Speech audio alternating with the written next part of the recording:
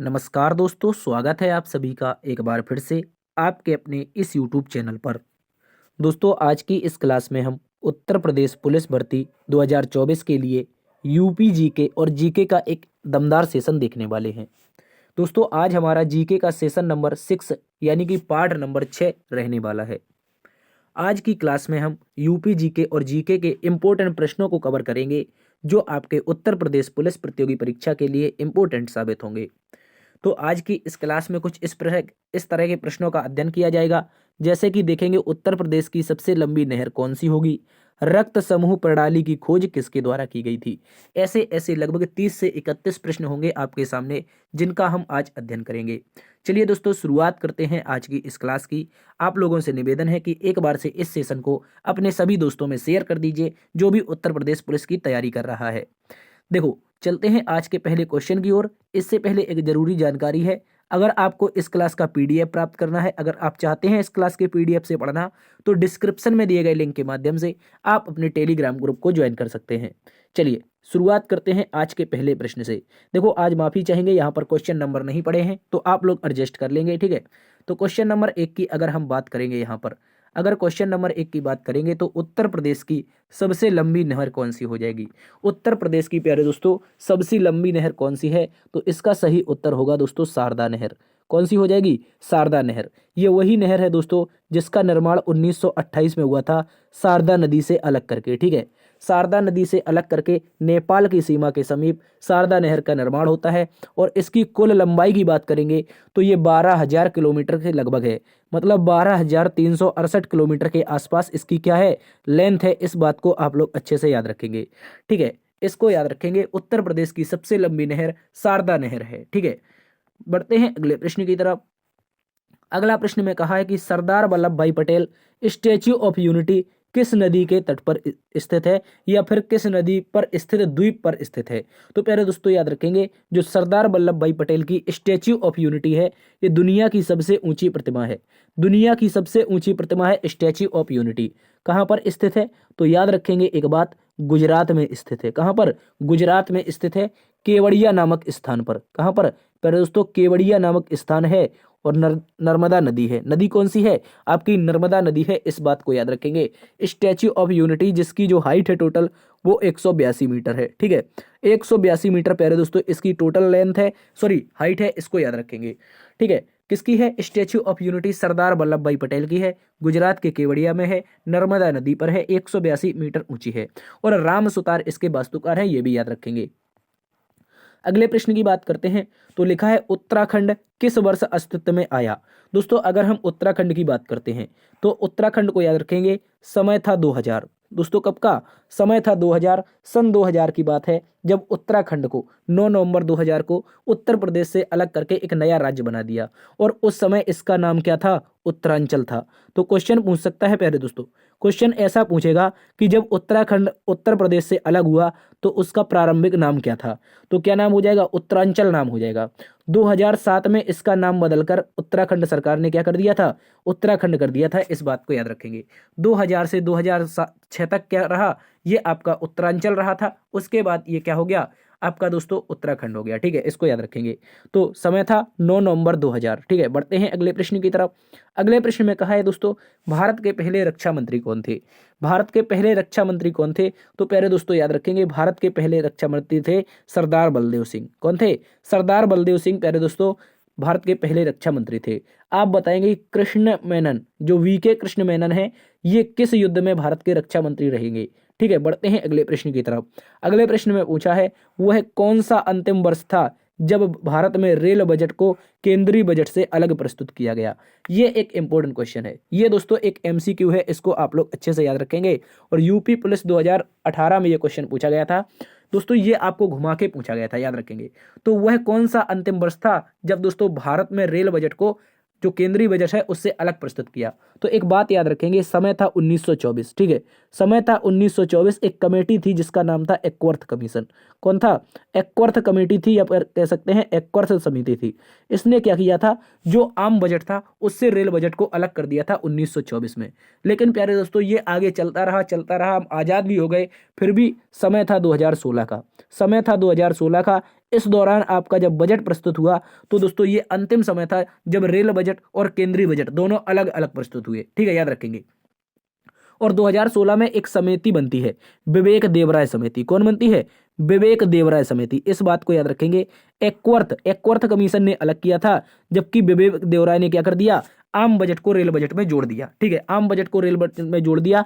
तो 2016 के अधिनियम से 2017 में पहली बार दोस्तों ये जो रेल बजट आम बजट है इनको एक साथ प्रस्तुत किया गया, ठीक है। 1924 के बाद 2017 में पहली बार आपके रेल बजट को आम बजट से अलग प्रस्तुत किया गया था, इस बात को याद रखेंगे। तो कौन सा अंतिम साल था? 2016 अंतिम साल था जब जो केंद्रीय बजट था और रेल बजट था अलग अलग प्रस्तुत हुए थे। एक इंपॉर्टेंट क्वेश्चन है, अच्छे से याद रखेंगे। बढ़ते हैं अगले प्रश्न की तरफ। अगला प्रश्न पूछा है, वर्ष 1773 से 1785 तक वस्तुतः भारत के पहले गवर्नर जनरल कौन थे? भारत के पहले गवर्नर जनरल की बात करते हैं। भारत के पहले गवर्नर जनरल की बात करते हैं। यहां पर भारत नहीं होगा प्यारे दोस्तों, बंगाल लिख लेंगे आप लोग। क्या लिख लेंगे? बंगाल लिख लेंगे, इस बात को याद रखेंगे, ठीक है, बंगाल लिख लेंगे, क्योंकि यहां पर भारत नहीं होगा। यहां पर आपका सही उत्तर होगा वारेन हेस्टिंग। क्या हो जाएगा? वारेन हेस्टिंग इसका सही उत्तर हो जाएगा।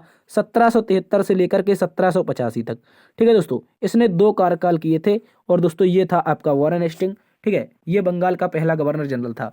भारत का पहला कौन था? हमने बताया था सर, विलियम बेंटिक। बढ़ते हैं अगले प्रश्न की तरफ। अगले प्रश्न में कहा है, पुष्प के किस भाग में पराग का उत्पादन होता है?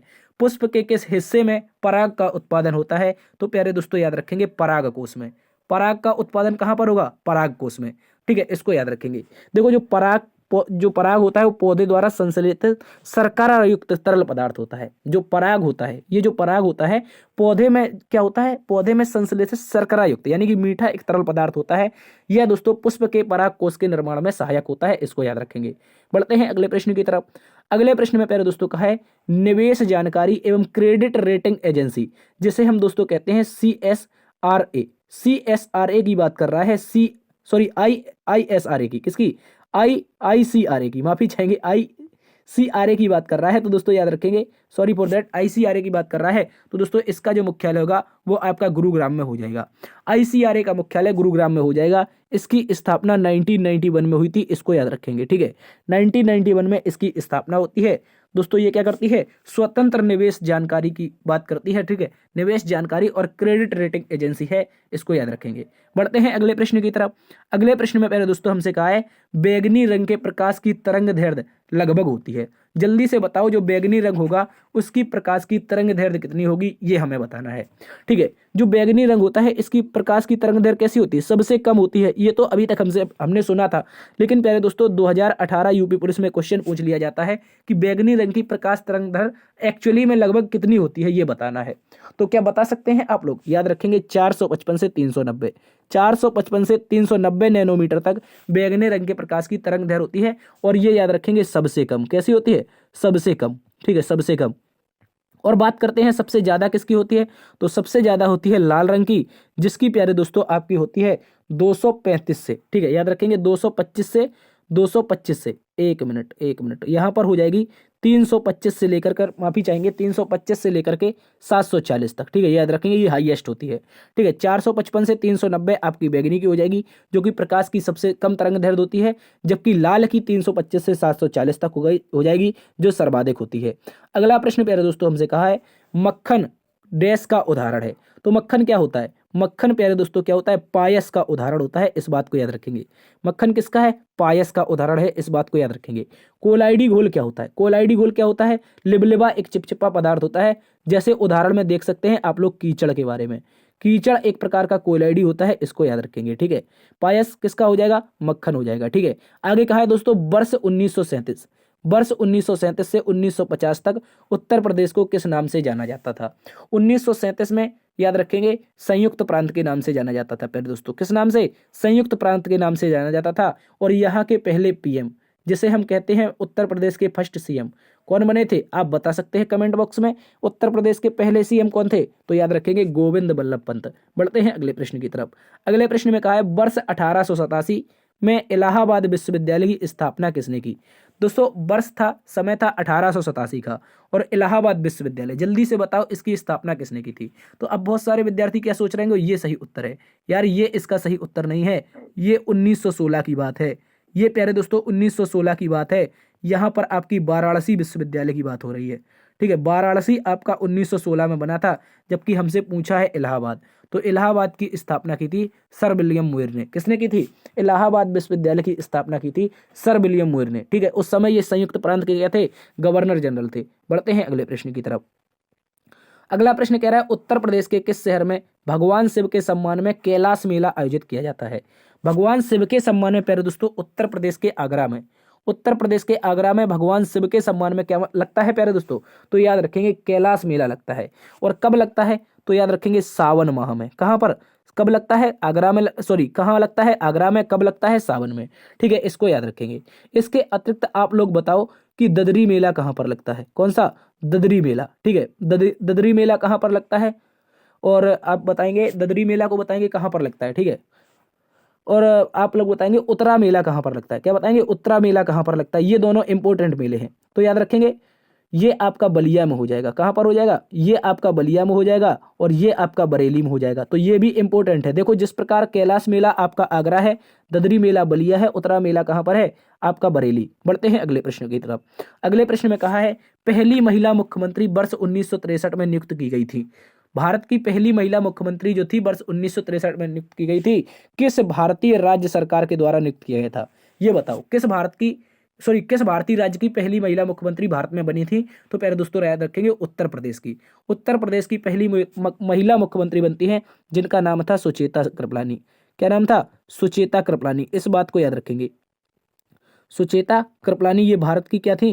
प्रथम महिला सीएम थी, जो उत्तर प्रदेश राज्य से थी। इसके अतिरिक्त पहली महिला गवर्नर याद रखेंगे, जिसे हम राज्यपाल के नाम से जानते हैं।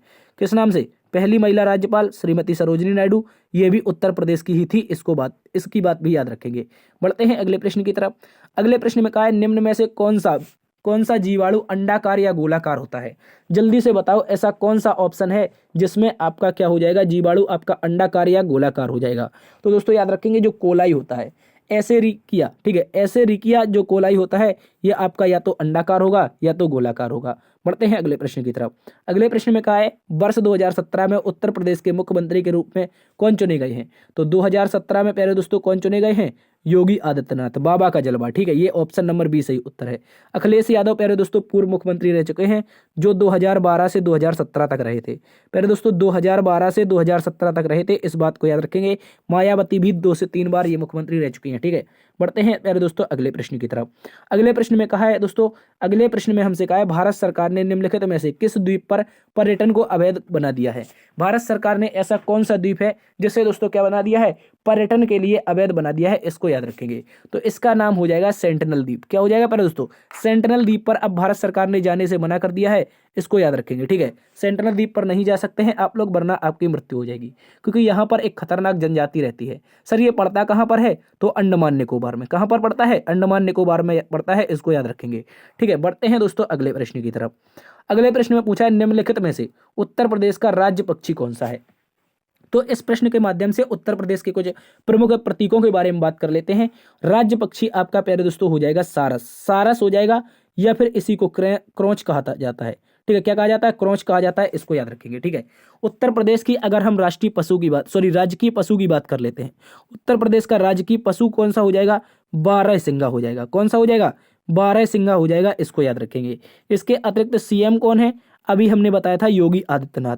ठीक है, कौन है? योगी आदित्यनाथ। ठीक है, योगी आदित्य याद रखेंगे, योगी आदित्यनाथ। ठीक है, आदित्यनाथ।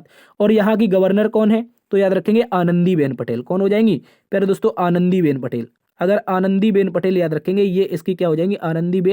आनंदीबेन पटेल इसकी क्या हो जाएंगी? तो याद रखेंगे प्यारे दोस्तों गवर्नर हो जाएंगी उत्तर प्रदेश की। ठीक है, इसके अतिरिक्त आपको याद रखना है, देखो पशु हो गया बारहसिंगा, सीएम हो गए योगी जी, और गवर्नर हो गई आनंदीबेन पटेल। ठीक है, पहले आपके सीएम कौन थे?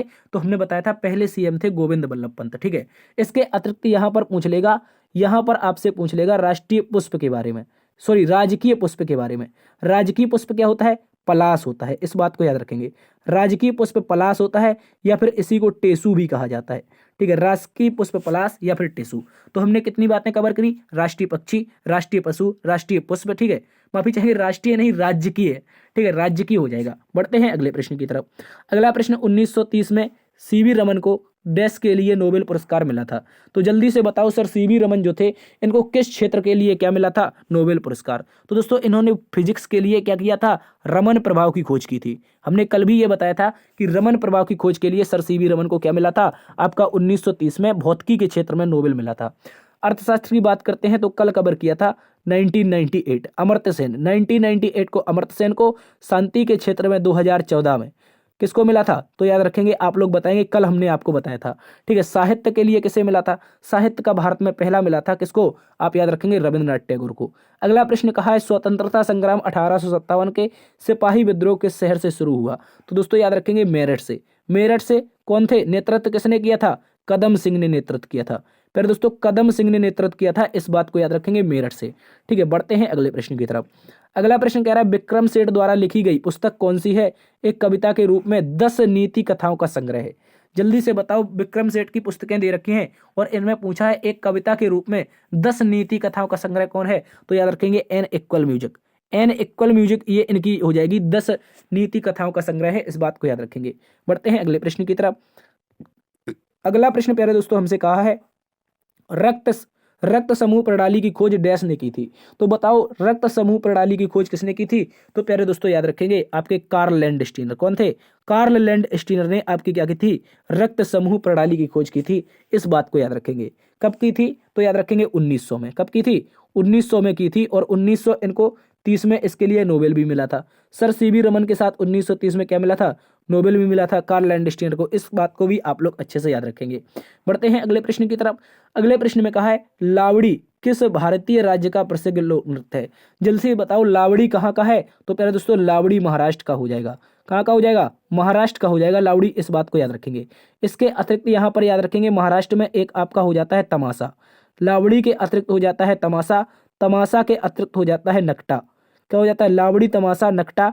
इसके अतिरिक्त हो जाता है कोली। ठीक है, कोली भी हो जाता है। ये यहीं के सारे लोक नृत्य हैं। ठीक है, इसके अतिरिक्त आपका क्या होता है? इसके अतिरिक्त एक बात याद रखेंगे, लावड़ी, तमाशा, नकटा, कोली। और आपका मुंबई में कौन होता है ये बताओ। बढ़ते हैं अगले प्रश्न की तरफ। ठीक है, अगले प्रश्न में हमसे कहा है भारत के पहले हिंदी भाषा के अखबार का नाम बताइए जिसे पहली बार 30 मई 1826 को प्रकाशित किया गया था।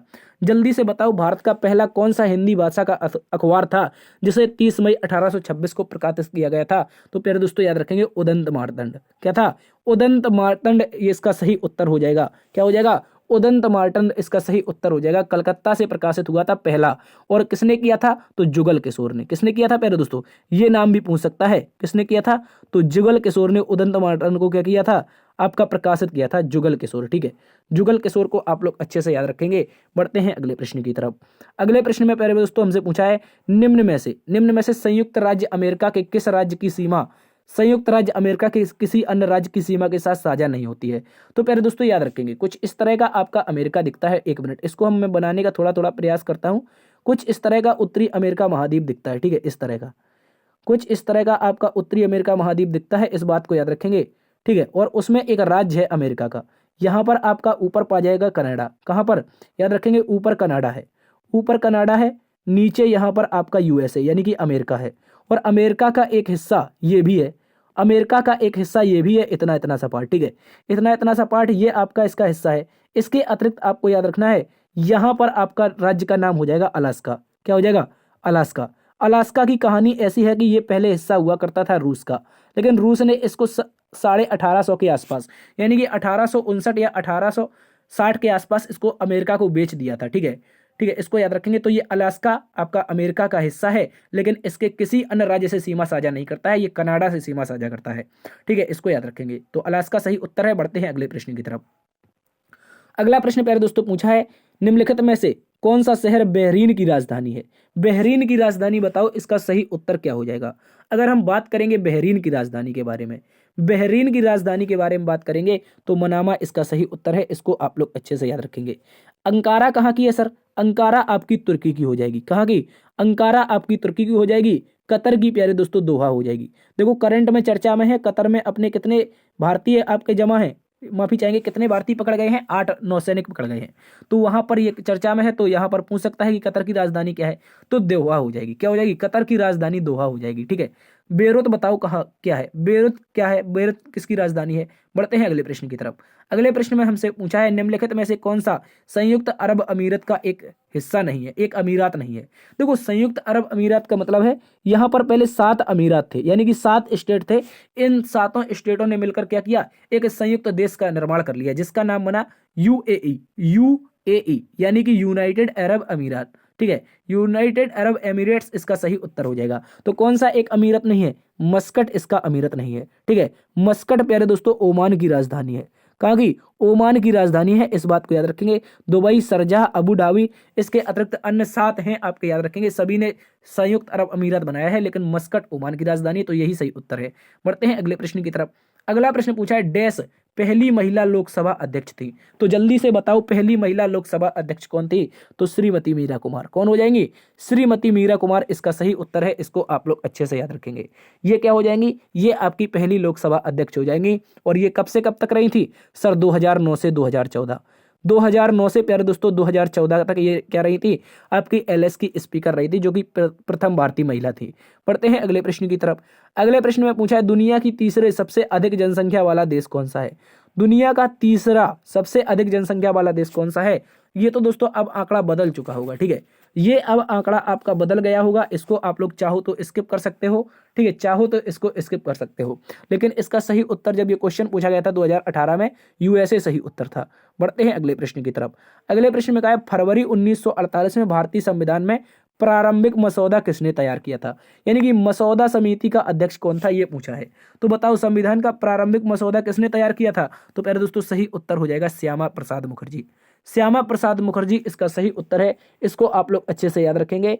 जो हमारा क्या था 1948 में संविधान बन रहा था, तो उसका प्रारंभिक मसौदा जो था, मसौदा समिति का अध्यक्ष यही थे, ठीक है, इसको याद रखेंगे। इसके अतिरिक्त ये भारतीय जनसंघ पार्टी के भी अध्यक्ष थे, जो आगे चलकर वर्तमान में क्या है, बीजेपी है। बढ़ते हैं अगले प्रश्न की तरफ।